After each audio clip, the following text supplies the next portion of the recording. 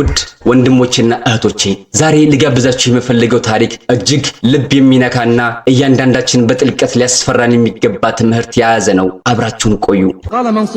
መንሱር ኢብኑ አማር እንዲህ ይላል፣ አንድ ጓደኛ ነበረኝ ራሱ ላይ ድንበር ያለፈ ከዛም ተውበት ያደረገ። ታዲያ ብዙ ጊዜ አየው ነበር ብዙ ጊዜ ከሚገዙት ከሚቆሙትና ከሚጾሙት ብዙ አየው ነበር በኢባዳትና በተሐጁድ። በቀናት አጣሁትና አሞታል ተባልኩ። ወደ ቤቱ ወጣሁ። ሕፃን ልጁ ወጣች። ማንን ትፈልጋለህ አለችኝ። ለአባትሽ እገሌ መጥቷል በይው አልኳት። አስፈቀደችልኝና ከዛም ገባሁ። እቤት ከገባ በኋላ ምን አጋጠመው? ጓደኛውንስ በምን ሁኔታ ላይ ያገኘው? በቤት መሃል ላይ ሆኖ አገኘሁት።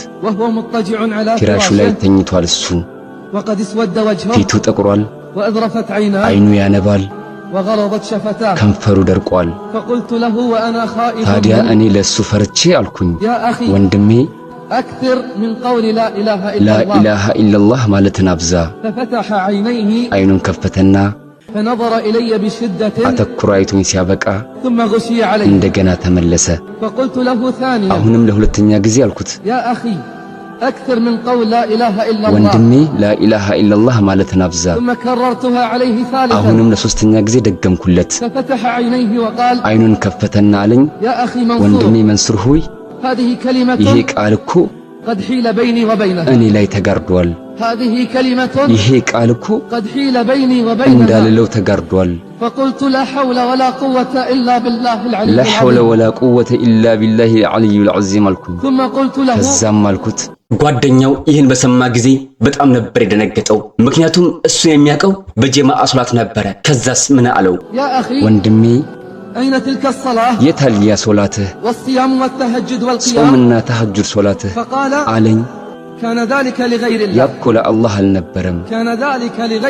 ያ ለአላህ አልነበረም። ተውባዬም የውሸት ነበረ።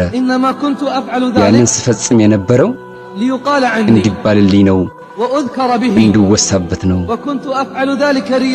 ያንን ስፈጽም የነበረው ለይሉኝታ ነው።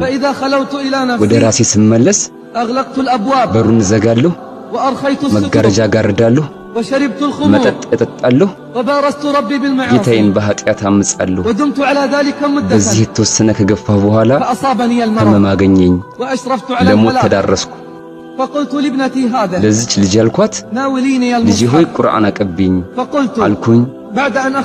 ቁርአኑን ያዝኩኝና አላህ ሆይ በዚህ ሐቅ ንግግር ይሁንብህ፣ በዚህ ታላቁ ቁርአን አድነኝ። ከበሽታዬ ካዳንከኝ፣ ይህን በላ ካነሳህልኝ፣ እኔ ደግሞ ቃል እገባልሃለሁ ሁለተኛ ወደ ጥፋቴ እንደማልመለስ። አላህ የባሪያውን ልመና ሰምቶ ከህመሙ ፈረጀው ወይስ በወንጀሉ ምክንያት ውድቅ አደረገበት? እንስማው እስኪ። አላህ ፈረጀኝ። አላህ ፈረጃውን አመጣልኝ። ከዛም ስድን ወደ ነበርኩበት ተመለስኩ። ዝንጋቴና ጥፋት ሸይጣን አስረሳኝ፣ በእኔና በአላህ መካከል የነበረውን ቃል ኪዳን። የተወሰነ ጊዜ ቆየሁ በዚህ ሁኔታ። ለሁለተኛ ጊዜ ታመምኩ። ይሄኔ ለሞት የተቃረበ ህመም ሆነብኝ። ቤተሰቦችን አዘዝኩ። እንደ ልማዴ ቤቱ መሃል ላይ አውጡኝ።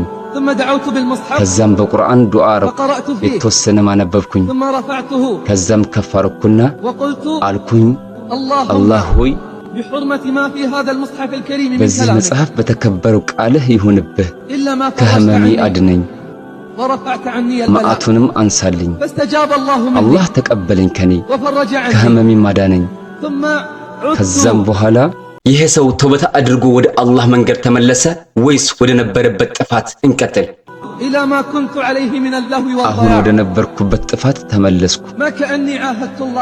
ልክ ከአላህ ጋር ቃል ኪዳን እንዳልነበረኝ في هذا المرض الذي تراني فيه الآن አሁን በምታየኝ ህመም ላይ ተገኘሁ فأمرت أهلي ቤተሰቦችን አዘዝኩ فأخرجوني إلى وسط الدار ቤቱ መሃል ላይ አስቀመጡኝ كما تراني እንደምታየኝ ثم دعوت بالمصحف لأقرأ ከዛም فيه ቁርአን ልቀራ ስገልጠው فلم يتبين لي حرف واحد አንድም منه ቃል ሊታየኝ አልቻለም دعوت بالمصحف ቁርአኑን አስመጥቼ لأقرأ فيه ከሱ ልቀራ ስል فلم يتبين لي حرف واحد አንድም منه ቃል ሊገለጥልኝ አልቻለም فعلمت አወኩኝ أن الله سبحانه قد غضب علي አላሁ ሱብሓነሁ ወተዓላ ተቆጥቶብኛል فرفعت رأسي إلى ራሴን السماء ወደ ሰማይ ከፍ አደረኩ وقلت ከዛም አልኩኝ اللهم فرج አላህ ሆይ عني እኔን ፈርጀኝ يا جبار السماء ጀባረ والأرض ሰማዋት ወልአርድ اللهم فرج አላህ عني ሆይ እኔን يا ፈርጀኝ جبار السماء والأرض ጀባረ ሰማዋት ወልአርድ አልኩት فسمعت ሰማሁ كأن هاتفا ልክ يقول እንደ መጣራት ሲል تتوب عن الذنوب إذا مرضت በታመምክ ጊዜ ተውባ ታደርጋለህ وترجع للذنوب إذا ከህመምህ برئت ስትድን ወደ ወንጀል ትመለሳለህ فكم من كربة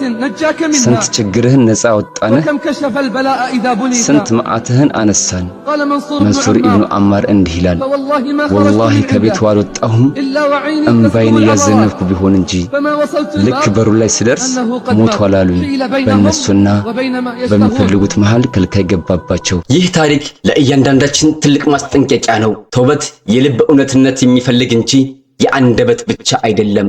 ኢባዳዎቻችንን ለአላህ ብቻ እንስጣቸው። በግልጽም ይሁን በድብቅ ከአላህ ጋር ያለንን ግንኙነት ትክክለኛ መሆን አለበት። ከአላህ ጋር ቃል ኪዳን ስንገባ፣ በህይወታችን ውስጥ ፈተናዎች ሲያጋጥሙን፣ የአላህን ቸርነት ስናይ፣ ከጥፋት ልንመለስ ቃል ስንገባ ያንን ቃል ኪዳን ልናከብር ይገባል። አለበለዚያ እንደዚህ ወንድማችን በሞት አፋፍ ላይ እያለን እንኳ ላኢላሃ ኢለላህ እንዳንል ተከልክለን በአላህ ቁጣ ላይ ሆነን እንዳንሞት አላህ ሱብሓነሁ ወተዓላ በቅንነት ተውበት ከሚያደርጉት ቃል ኪዳናቸውን ከሚያከብሩትና ኢባዳቸውን ለእርሱ ብቻ ከሚያደርጉት ባሮቹ ያድርገን። አኼራ ቲዩብ እስላማዊ ቻናል